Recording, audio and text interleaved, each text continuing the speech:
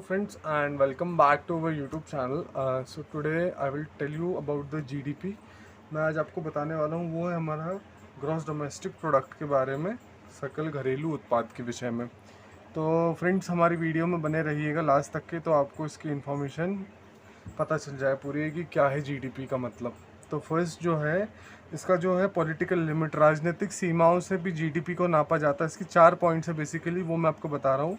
Political limit, political limit का मतलब होता है कि राजनीतिक सीमा, पॉलिटिकल लिमिट। अब सेकंड जो है इसमें जो है 1 ईयर कैलकुलेट किया जाता है, पूरा फाइनेंशियल ईयर कैलकुलेट किया जाता है, 1 ईयर कैलकुलेटेड ठीक है। अब थर्ड पॉइंट जो है वो है goods and services, goods and services. तो ये जीएसटी भी इसी के ऊपर अप्लाई होता है और ये टर्शरी सेक्टर में आता है। अगर आप चाहें तो हमारी पिछली वीडियोस में जाकर के देख सकते हैं sectors of economy. And fourth जो है इसका लास्ट प्राइस, आखिरी कीमत। तो इन्हीं चीज़ों, चारों फैक्टरों के ऊपर जीडीपी काम करता है, लास्ट प्राइस। ठीक है। तो अब मैं आपको सबसे पहले बताऊंगा जीडीपी का मतलब। जीडीपी का मतलब जैसे आपने सुना होगा कि मोदी जी बोलते हैं कि हमारे देश का जीडीपी बढ़ाइए, जीडीपी बढ़ाइए, जीडीपी बढ़ाइए।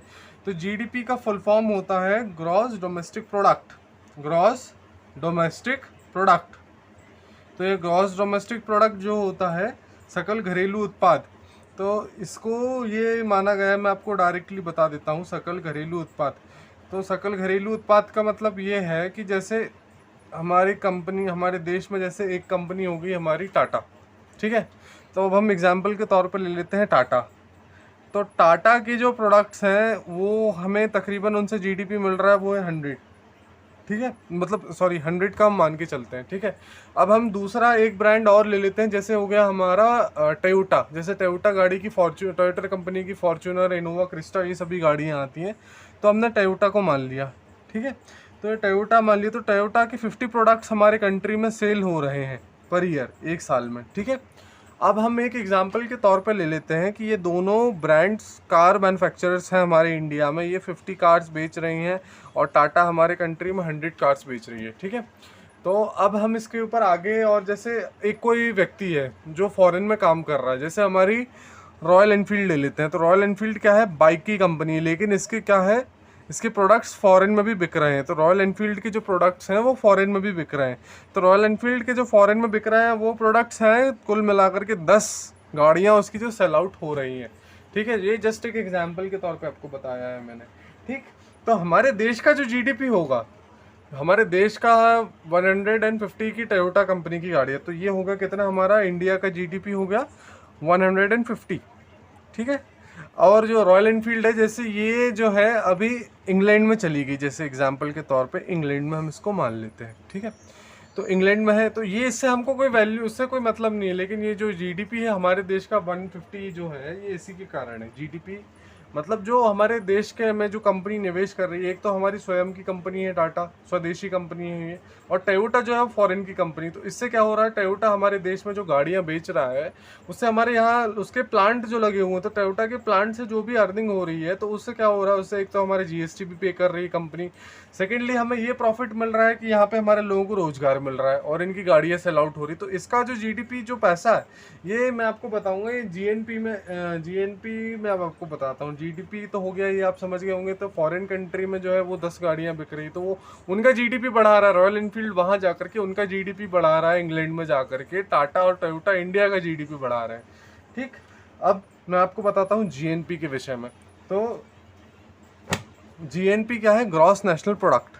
जीएनपी हो गया gross national product, gross national product, ठीक है। तो ये हो गया ग्रॉस नेशनल प्रोडक्ट। तो जीएनपी जो काउंट होगा, तो जीएनपी जो काउंट होगा वो जो होगा, जो हमारे जीडीपी जो निकल रहा है, GDP plus X minus Y, ये इसका टर्म है, इसका फॉर्मूला है, ये चीज़ आप ध्यान रखिएगा। तो जीएनपी निकालने का तरीका ये है कि यहाँ पे हम जैसे अब लेकर के चलते हैं, ये यहाँ मैंने आपको बताया था शायद, ये जीडीपी हो रहा है हमारा 150 प्लस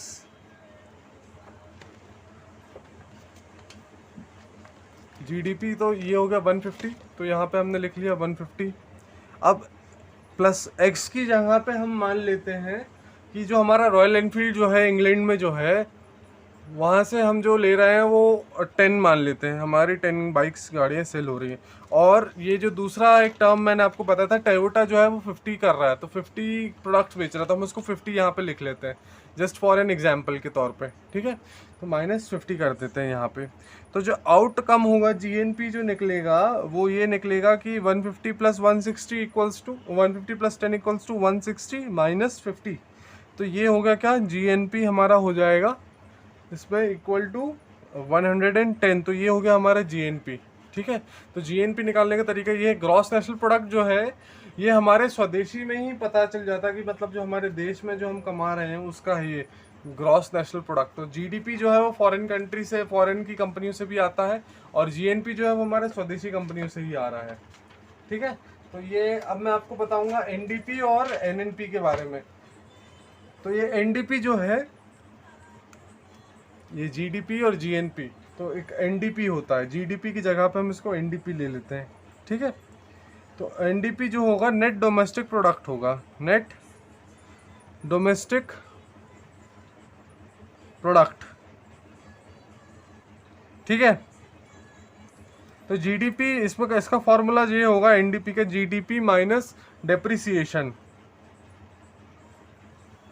डेप्रिसिएशन जो होगा, अब जीडीपी हमारा कितना निकला था, 150 था, ये हमने यहाँ पे 150 लिख लिया, और 150 माइनस डेप्रिसिएशन जो है, इसमें मैं रॉयल एनफील्ड का जो वो हमने एक्स माना था उसको 10 लिख लेते हैं यहाँ पे, ठीक है। तो सर कितना हो गया, 140 हो गया हमारा एनडीपी, नेट डोमेस्टिक प्रोडक्ट, ठीक है। अब जो एक दूसरा टर्म और जो है वो है एनएनपी। तो एनएनपी कैलकुलेट करने का फॉर्मूला ये है कि net national product, net national product, net national product हम कैसे निकालेंगे, नेट नेशनल प्रोडक्ट। तो मैंने आपको जीएनपी बता चुका था, जीएनपी हो रहा हमारा 110, तो 110 माइनस डेप्रिसिएशन, 100 जीएनपी माइनस 100 वो डेप्रिसिएशन। तो डेप्रिसिएशन ऐसे ही कैलकुलेट किया जाता है, डेप्रिसिएशन इक्वल टू 110 जीएनपी जो था ये 110, हम इसको यहाँ पे लिख लिया, 110 माइनस डेप्रिसिएशन जो होगा वो 10 हो जाए 8 हो जाएगा इसमें। तो ये जो एनएनपी हो गया है, तो ये एनएनपी होगा कितना हमारा 102, ठीक है। तो अब आप समझ गए होंगे इसके विषय में। So thanks for watching the video and please like share and subscribe to our YouTube channel. तो ये जी जो, और हाँ इसमें एक चीज़ आप पूछेंगे कि 8 कहाँ से आया, तो मैं आपको 8 बताना चाहूँगा। इसमें जो नुकसान हुआ कंपनी को, जैसे यहाँ पे 100 प्रोडक्ट्स है, तो 100 में से इसका जो हो रहा 8 का नुकसान हो गया इसको, इसमें से 50 में से 2 का नुकसान हो गया, 2 का नुकसान हो गया। तो इस टाइप से इसमें से निकाला गया। जो डेप्रिसिएशन एनएनपी में जो आया है वो 8 इसी में से आया है कि जो टाटा को 8 गाड़ियों का लॉस हो गया इसमें से। सो आंसर 10 आ गया। So thanks for watching the video and please like share and subscribe to our YouTube channel.